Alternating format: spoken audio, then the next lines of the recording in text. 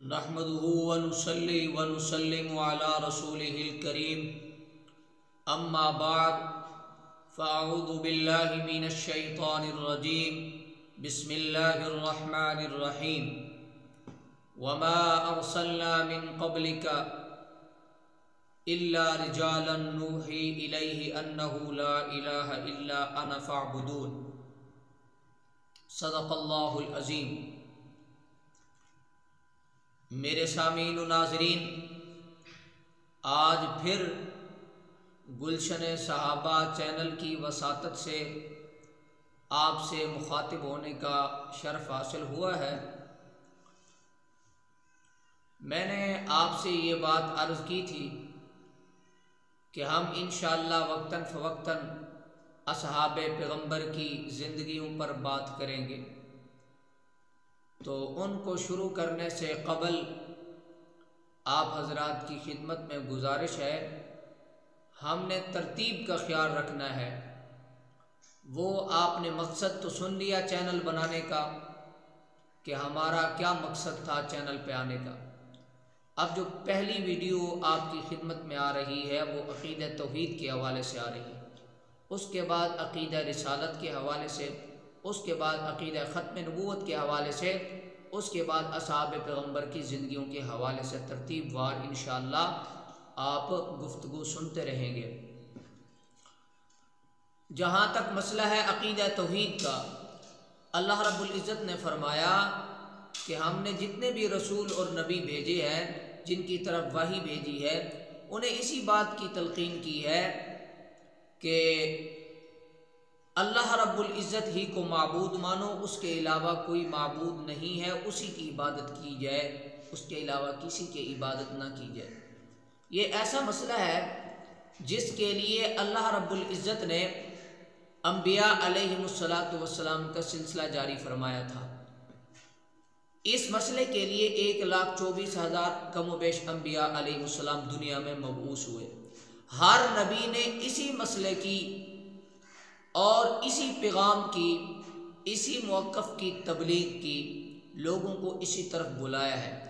اس پر لوگوں نے انبیاء علیہ السلام کو تکلیفیں بھی دی، انبیاء علیہ السلام کو ستایا بھی، انبیاء علیہ السلام پر سب و شتم بھی کیا، انبیاء علیہ السلام کو گالیاں بھی دی۔ انبیاء نے سب کچھ برداشت کیا، مگر توحید کے اس مسئلے پر ذرا برابر نرمی بھی نہیں لائے، توحید کے اس مسئلے پر ذرا برابر بھی لچک نہیں دی، بلکہ ڈنکے کی چوٹ پہ اس کو بیان کیا ہے۔ اور ان کی سیرت سے ہمیں یہ پتہ چلتا ہے کہ اس مسئلے پر جتنی بھی تکلیفیں آئیں تو انسان کو برداشت کرنی چاہیے، اپنے موقف سے نہیں ہٹنا چاہیے۔ یہاں تک کہ انبیاء علیہ السلام کے مقدس خون بھی اس مسئلے کے لیے بہائے گئے۔ قرآن کہتا ہے یقتلون النبیین بغیر الحق، انبیاء کو ناحق قتل کیا گیا۔ آخر کس بات کے لیے؟ وہ اسی کے لیے کہ وہ اللہ رب العزت کو وحدہ لا شریک مانتے تھے، اللہ تعالیٰ ہی کو مشکل کشا، حاجت روا، بگڑی بنانے والا، کارساز اسی کو مانتے تھے۔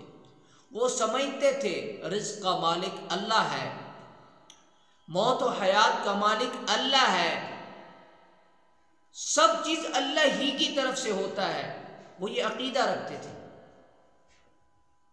تو یہ عقیدہ مشرک قوم برداشت نہیں کر سکتی۔ وہ کہتے ہیں کہ ہمارے پیر کچھ نہیں ہے، ہمارے امام کچھ نہیں ہے، بے شک مانتے ہیں، ان کا بڑا مقام و مرتبہ ہے، لیکن اللہ تعالیٰ کے مقابلے میں تو نہیں ہے۔ اللہ تعالیٰ اپنی ذات و صفات میں اکیلا ہے، وحدہ لا شریک ہے، اس کا کوئی شریک نہیں ہے۔ یہی تو وجہ تھی جب نبیوں کے نبی، امام الانبیاء، فخر الانبیاء، محبوب خدا نے جب اس توحید کا اعلان کیا، یا ایھا الناس قولوا لا الہ الا اللہ تفلحوا، اے لوگو کلمہ پڑھ لو کامیاب ہو جاؤ گے۔ تو اسی پر رسول اللہ صلی اللہ علیہ وسلم کو مکے کے جو مشرک تھے وہ تکلیفیں دیتے تھے، آپ کو گالیاں دیتے تھے، یہاں تک کہ آپ علیہ السلام پر پتھر برساتے تھے، رسول اللہ صلی اللہ علیہ وسلم کے گلے میں کپڑے ڈال کے گھسیٹا کرتے تھے، یہاں تک کہ پیغمبر صلی اللہ علیہ وسلم کو مارتے پیٹتے تھے۔ ایک دن حضرت ابو بکر صدیق رضی اللہ تعالیٰ نے جب دیکھا، آپ نے فرمایا تم اسے اس لیے مارتے ہو کہ یہ یہی کہتا ہے اتقتلون رجلا ان یقول ربی اللہ، اس مرد کو، اس آدمی کو اس لیے مارتے ہو کہ یہ کہتا ہے اللہ رب العزت کے علاوہ کوئی معبود نہیں ہے، اسی کی عبادت کی جائے، اس لیے مارتے ہو۔